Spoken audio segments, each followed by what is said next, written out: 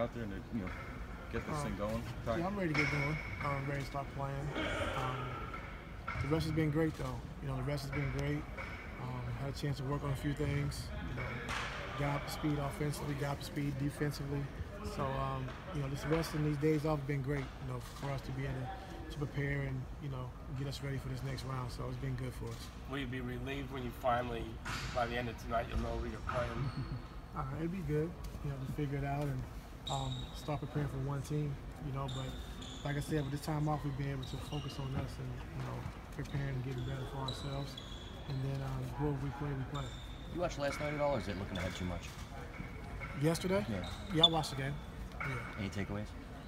No, I'm a basketball junkie, so I watch all games, so that's my life. I don't have another job, so that's my job is to watch basketball. I love it, so I'm just a fan of the game. And every time it's on, I'm watching it.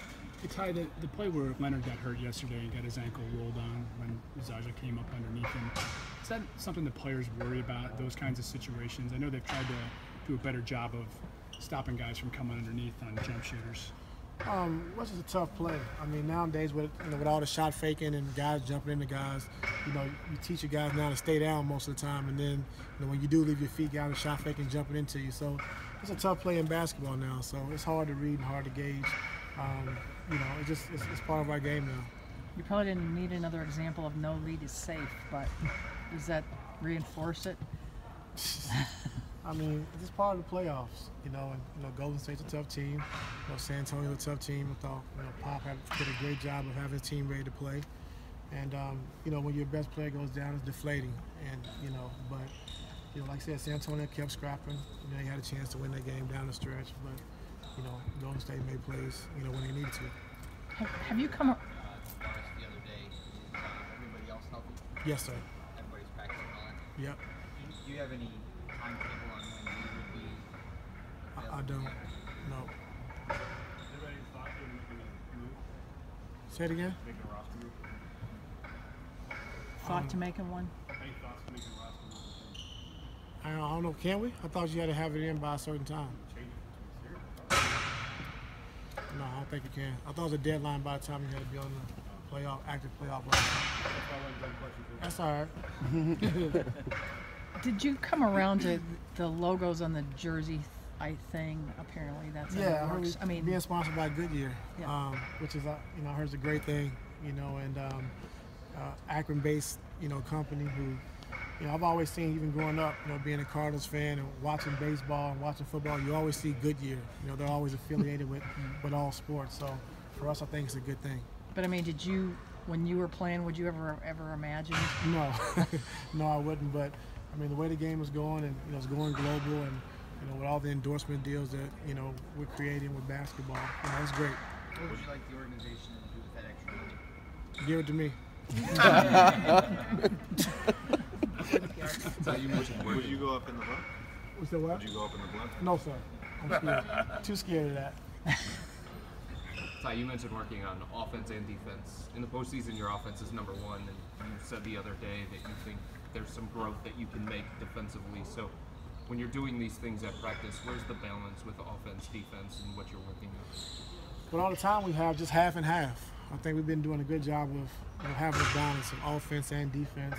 And our coaching staff with Jim Boylan, Michael Longobardi, Damon Jones, Larry Drew, Phil Handy, Posey, Vitale, doing a great job of just keeping guys engaged. We're doing our station work defensively and offensively. So, we're just doing a good job of just trying to balance the two, like you said, and making sure we hit on every angle. And with this rest and this time off, we've been able to do that. So I feel confident about both sides of the basketball right now. The other day you said they were focused. Have you seen any lapses in this whole long stretch? No, they're focused and ready to get going. Anxious to see who we play tonight. And these teams have been battling, playing, tough series. Home team winning every game, but Game 7 can go either way, and we know that. So we just, I'm ready to lock in tonight and just, see how they play and see who we're going to play Wednesday. So I'm excited. Would the plan for tomorrow be a hardcore film session then, depending on who does what? Yes, a lot of film, personnel, plays, and go from there.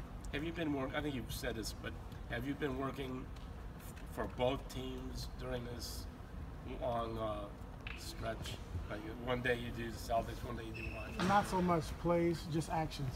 We're just working on actions of how we want to defend it and things we want to do defensively. But I don't want our team going into having 15 play calls and 8 from Washington and 7 from Boston. So just working on different actions that teams run and how we want to play and defend it. When you think back to January 2015, LeBron had taken time away from the team. He has the knee, he has the back. First half of the season didn't look like his same explosive self.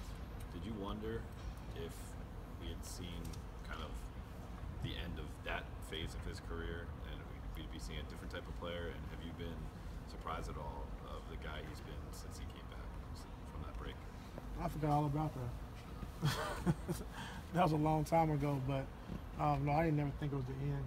He does a great job of taking care of his body, eating right, eating healthy, and lifting, getting his lift in, getting his stretch in. So, every player goes through a phase where they have some, they're banged up or have some knick-knack injury. So, I didn't feel a certain way about it. When he came back, he played at a very high level. So, really never worried about him, and he's playing at an all-time high now, and that's the reason why we've been riding him out throughout these playoffs. He's been playing great, so hopefully we can continue that. Your next 4 potential games would be 8:30 starts. If you make it to the next round, these turn into 9 o'clock games. Great. After the first couple, Great.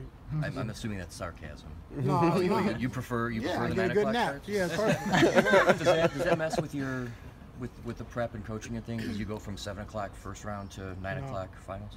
I love it. But I'm not playing either. So, but I think the players like it also because they love their naps and to come in and if you got to work on things a little longer, you don't have to worry about rushing, getting back on the bus during shoot-arounds or leaving here early. If you got to work on things, you can get it done because you have the extra time. And so, I love the late starts.